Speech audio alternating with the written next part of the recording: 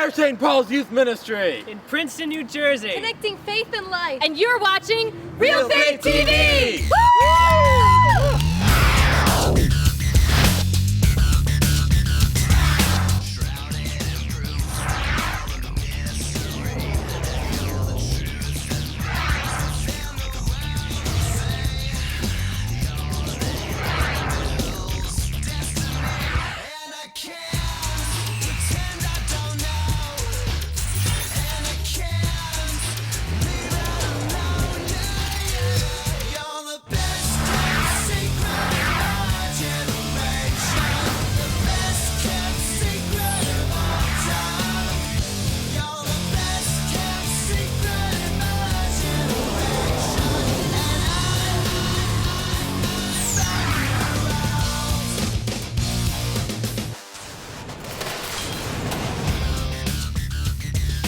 I think that the church teaches that we should stay pure until we're married. I believe chastity means, of course, not having sex before marriage, whereas abstinence means totally refraining from sex, so I guess it would be like celibacy. The idea of chastity is hard for teens because they're influenced so much by media. Honestly, I think just culturally, it's very unpopular, the notion of chastity.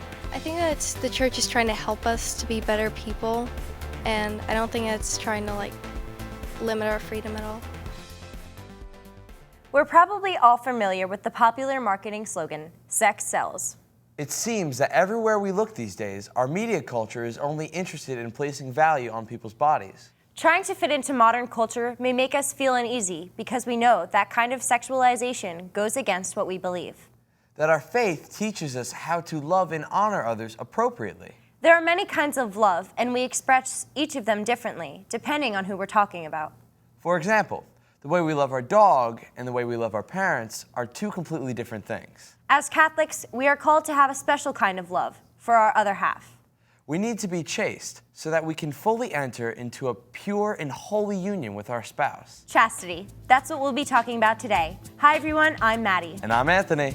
And this is Real Faith TV. First, we'd like to thank the members of St. Paul's Parish Youth Ministry from Princeton, New Jersey for helping us open the show today. And for sharing with us their thoughts on chastity. Before we meet our studio guests, let's meet our spotlight guest, Kate Mayer, the youth minister at St. Paul's Church in Princeton. She'll explain to us just what exactly chastity is all about and how it's different from abstinence. I think it is particularly challenging today for teens or for really anybody to first understand and then embrace the church's teaching on chastity and sexuality. Chastity doesn't mean not having sex. Chastity means using our sexuality in the way that God has called us to use it. So for a single person, then the call to chastity does mean a call to celibacy, whether that's temporary celibacy because they're not yet married, or permanent celibacy because they are called to the priesthood or religious life. A single person is always called to chastity. In the same way, a married couple is always called to chastity. When a married couple makes their wedding vows, they promise that their marriage will be free, total, fruitful, and faithful. It needs to be all four of those things in order for them to be living their marriage in terms of chastity. The differences between chastity and abstinence, or we think that chastity is the same thing as abstinence.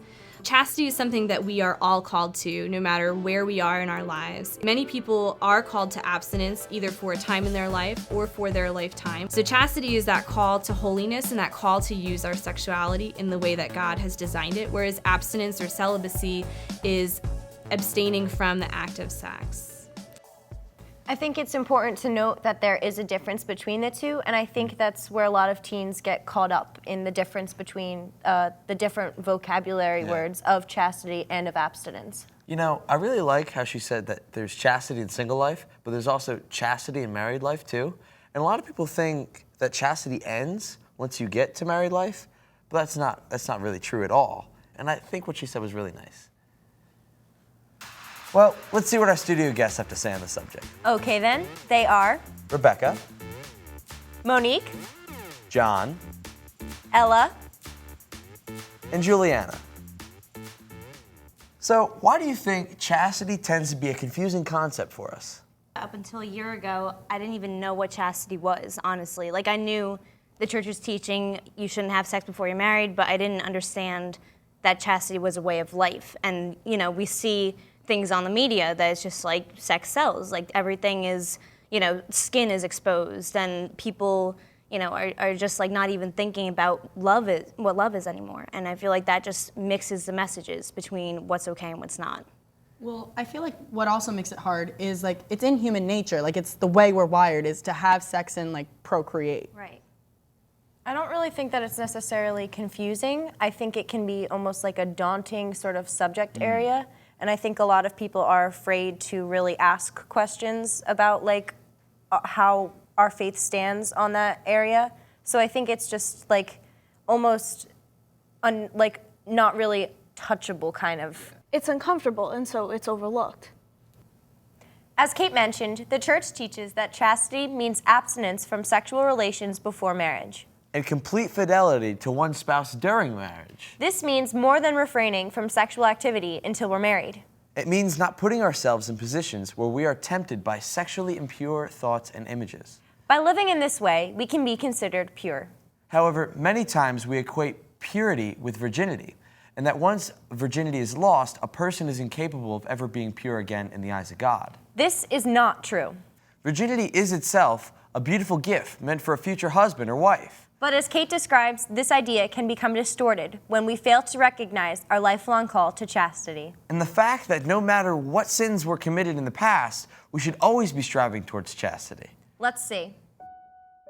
I think often we get caught up in talking about our virginity as opposed to our chastity. And our virginity is important when we are discerning a vocation to marriage, and we want to be able to, give the gift of our virginity to our spouse when we get married. So I've talked to teens who have had a sexual experience that they have lost their virginity, or they feel like they've tainted their virginity, and their outlook becomes, well, I don't have to try for chastity anymore because I'm already ruined, I already lost it, it doesn't matter anymore because I'm not a virgin. And that's just not true, because God wants us, in whatever state that we're in our lives, to be striving for chastity. Even if we have made a mistake in the past or we have sinned in the past, God wants us to continue to strive for chastity. And God, in His great mercy, is always available to us in the sacrament of reconciliation, so that if we have made a mistake in the past and it has tainted or hurt our virginity in some way, that we can still bring that to God and say, look, I did this, I messed up, and I want to repair my relationship with you, God, and then I want to move forward and strive for chastity. So how can chastity help those who struggle with their loss of virginity or thoughts of impurity? Well, every first Friday of every month, I attend a vigil, and it's from Friday night to Saturday morning. And during the vigil, all the teens have to leave their pews and they have to kneel in front of the altar, and we recite a chastity prayer. And I think that I know some people whom I've given the prayer to that have gone through the loss of their virginity, and it has helped them to realize that even though they've lost their virginity, they haven't lost their purity, and like God still sees them as pure in His eyes. I love the whole concept of virgin reborn. And like I always think of that guy that was on The Bachelor a while back, this like good-looking guy, had everything going, and then like right on the cover of the magazine it's posted, the Virgin Bachelor. And he wasn't actually a virgin, he was a virgin reborn, but he changed what he believed, and now he has his morals in check. And like I feel like if you honestly want to start over like that, like God's willing to give you a second chance. But I also think that doesn't mean that we can throw it away to begin with and experience these experiences just to know that we're going to get them back again. Yeah, like you should want to be chaste from the beginning, but I feel like if you turn around and you realize what you were doing was wrong, like you're totally forgiven. In June of 2002, 14-year-old Elizabeth Smart was kidnapped from her Salt Lake City home and held in captivity until her escape 9 months later. During her time in captivity, she endured the horrendous trauma of being the victim of repeated sexual assaults, nearly breaking her dignity and her spirit to overcome the horror. Our Spotlight guest, Kate, shares with us the story of Elizabeth's bravery and how it has affected her views on abstinence-only teachings. Let's check it out. Elizabeth Smart is a young woman. She's in her mid-20s, and when she was a young teen, she was abducted from her home. She basically became a sex slave to her abductors. She was found and was, has been since reunited with her family. And part of her story, she talks a lot now about abstinence-only education, which she's actually against. She was raised in a subculture where she was very much taught that once she lost her virginity, she would be dirty, used up, unwanted. And so when she lost her virginity to her abductor against her own will, she had those feelings within herself during her time in captivity. She wouldn't try and alert someone that she had been abducted and try and break free because she felt she had no value. Of course, God's first choice for us is that we would maintain our virginity for our spouse if we are called to marriage. That doesn't mean that once we lose our virginity for whatever reason, that's a reason to throw everything about chastity out the door. There's nothing that someone else can do to take our dignity away from us. And through the sacrament of reconciliation, if we have sinned, then God is able to, restore our grace. If our dignity has been hurt, to be able to restore that through that sacrament. That he makes all things new. There's no sin that's too big or too great for him to forgive. And so I feel that we are called in the church to educate teens about abstinence in a good way that gives them a healthy view of the dignity of the person and their virginity and chastity, each sort of in their own right. Kate was talking about the dignity that God created each of us with. How does chastity help us to recognize this? I really like how in what she was saying that she said that no one can take our dignity away from us. For me, I think that chastity helps to reinforce the idea that my body is a temple of the Holy Spirit. We were talking to Kate before the show, and I asked her about, where a line is drawn. She said that, you want what's best for that other person and what's going to get them to heaven, and, if you're going to have sex before marriage, that's breaking a commandment, that's not going to get them closer to heaven. And that's not something everyone wants to hear because they want it so bad, but they know that they're not helping that other person with what they're doing. Yeah. When we practice chastity in our relationships and in our personal lives, we experience dignity in its fullest form. We show dignity to ourselves when we make a conscious effort to not give in to the temptations around us. We give dignity to others when we show our love and concern for them as individuals and not as objects. And we also show respect to God when we trust his guidance and his path for us when we enter into a pure relationship with another person. And we can make a true friend in the process. Make no mistake, the church regards sex as a wonderful gift from God, which holds a sacred place within marriage. Let's go back to Kate, where she'll share more about what the church teaches about sex. And how through our selfish desires, sex can become disordered through lust. So the church teaching about sex is actually really a beautiful teaching, and I think that a lot of us get bogged down with the do-nots of sex, and we forget that sex is really a good thing. Sex was created by God, and I think sometimes we forget that. We think that we came up with it on our own, but we didn't. It was in our design. And so God created sex, and he created it for two purposes only. The first is so that we could continue the human race. We use sex to procreate and sort of have a participation in with God in creation. The second one is to have that bond between two people that would be exclusive to those two people, and that is such a strong bond that it bonds them together for life. Bonding in babies is sort of the shortcut that we use a lot. And if we're having sex only because it feels good and not for the two purposes that God created it, to procreate and to bond with that one person, then we can get a disordered view of sex. And that's what can lead to lust, which would be a use of sex for a selfish purpose. How have your views on sex been shaped by society and popular culture? I definitely think that in the media and on TV, some commercials, especially like Victoria's Secret, they advertise it the wrong way. I think that in today's society that sex is just glorified as something that you need to do in order to be cool or to be popular or to be accepted into a certain group.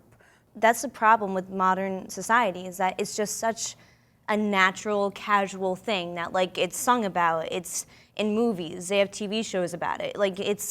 It's just such a thing that's treated just so nonchalantly that it's not even special anymore, and it's not just for husband and wife.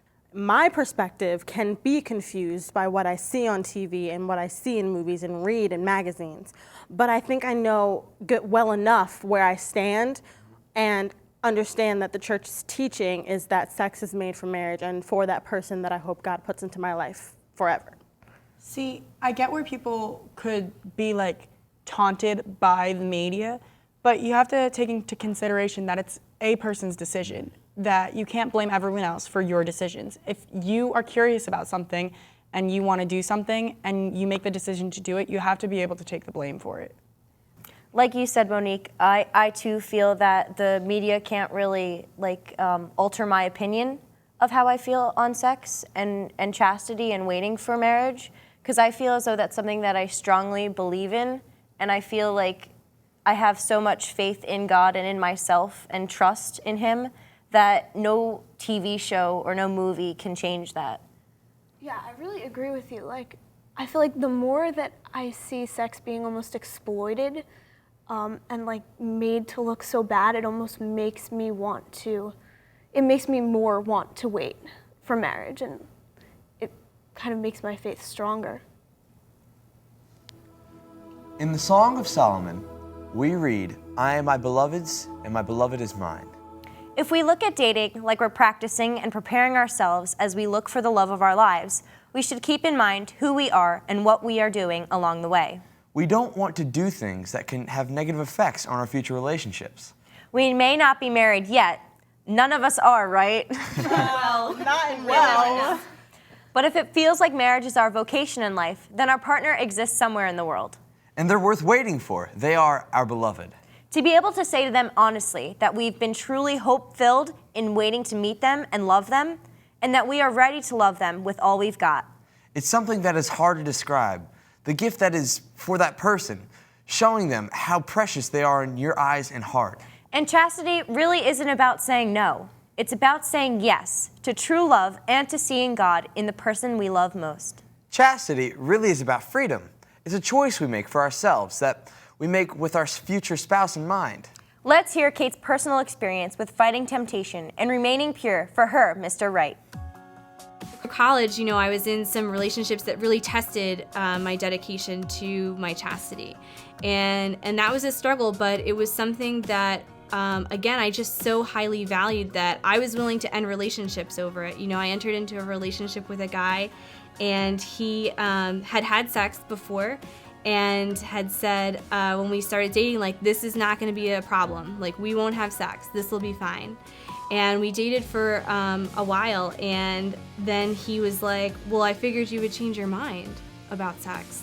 But I was still stuck on, no, you told me at the beginning that this wasn't going to be an issue. We tried to struggle through it for a few more months, but ultimately, I knew that I wasn't going to be able to change him. And so I had to be willing to say, this is not going to work. We are not going to be able to be in a relationship without sex.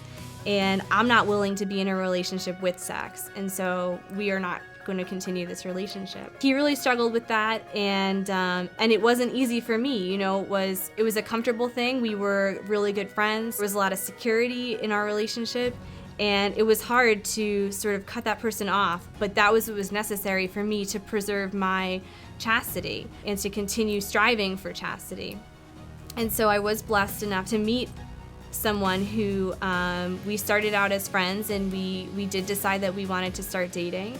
And we talked in our relationship, and we knew that our chastity was a priority. And we both came to our relationship as virgins, which was a struggle for both of us at different times. And we were able to maintain that until we were eventually married, which was really powerful for us. And I think it was a significant witness for the people around us to see that this is possible. And I think that that's what teens need to hear. A lot of times when I tell people about my husband's and my witness, they get a little caught up in that's perfection and that's not attainable, but it really is attainable. And it's not just the virginity part that should seem attainable, but the chastity, that you can enter into a relationship with someone no matter what you've done before and decide with that person that your chastity is a priority and that you're going to live a chaste life within your relationship.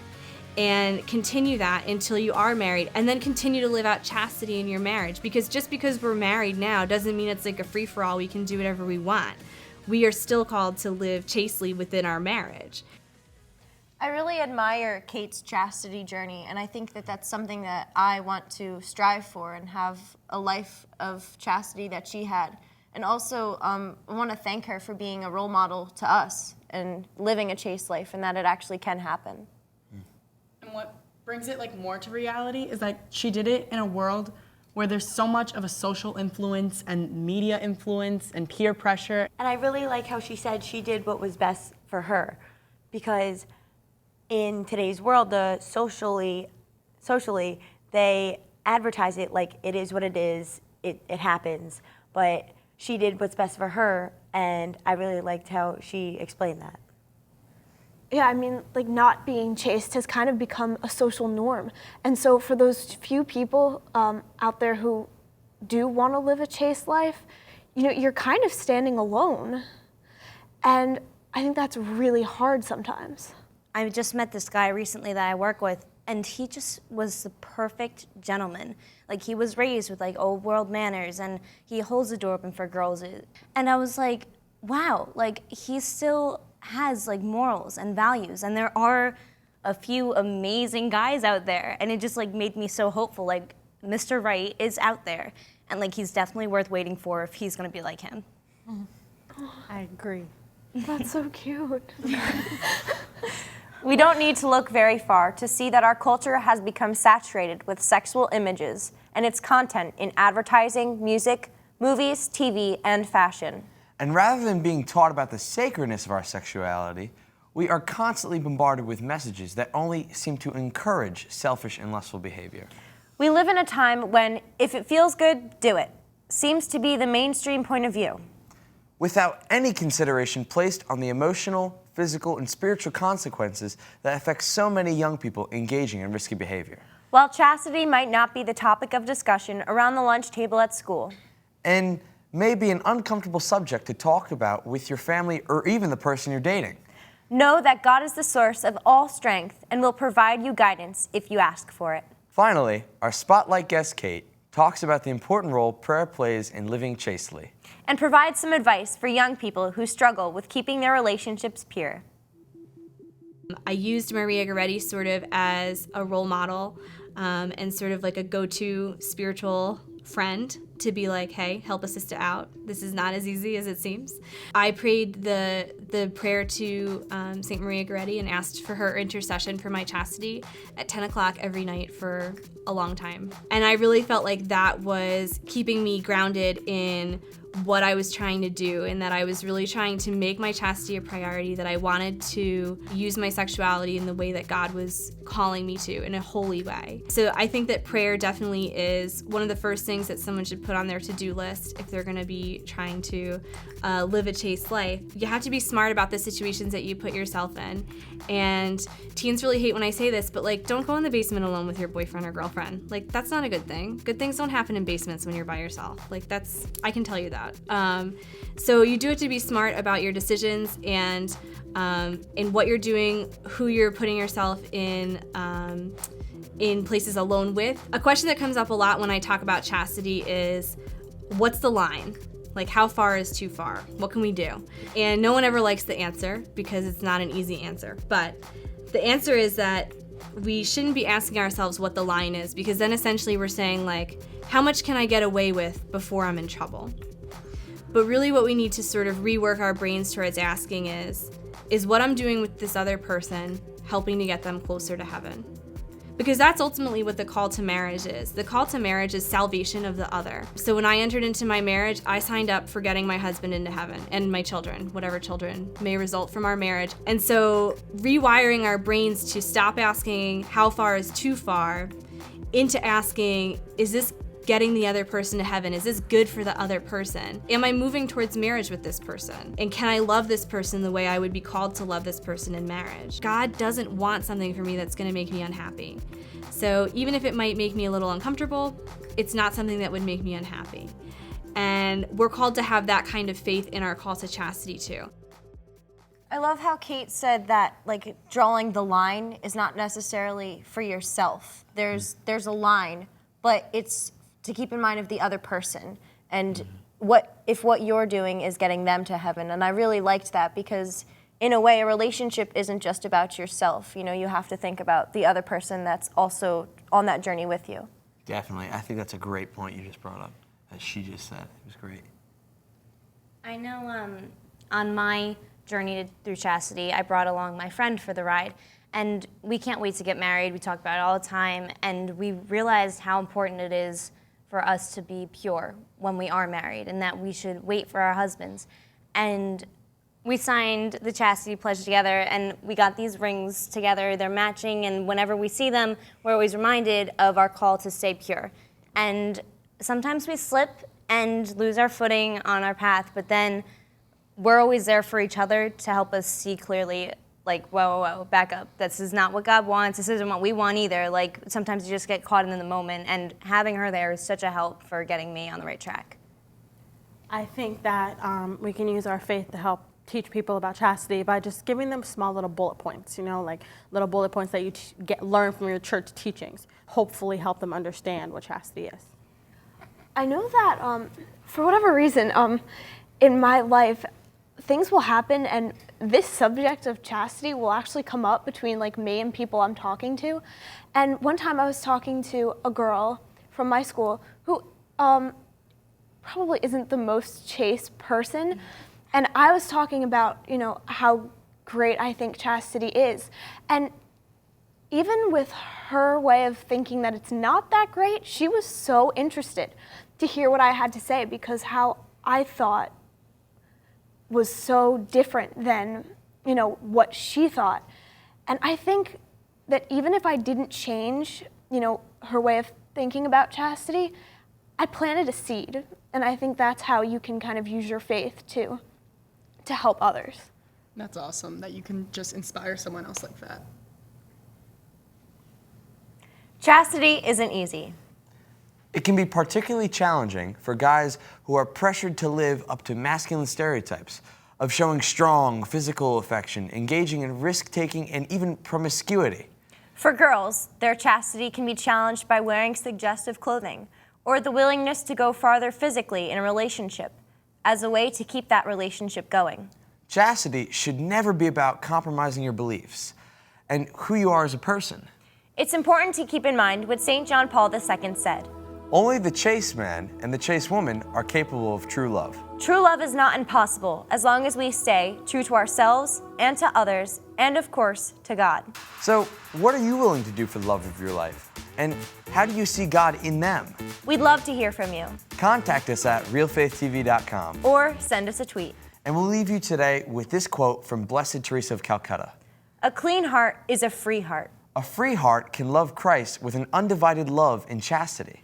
Convinced that nothing and nobody will separate it from his love. Purity, chastity, and virginity created a special beauty in Mary that attracted God's attention. Words to pray on and live by. Thanks for watching. We'll see you next time on Real Faith TV. God bless.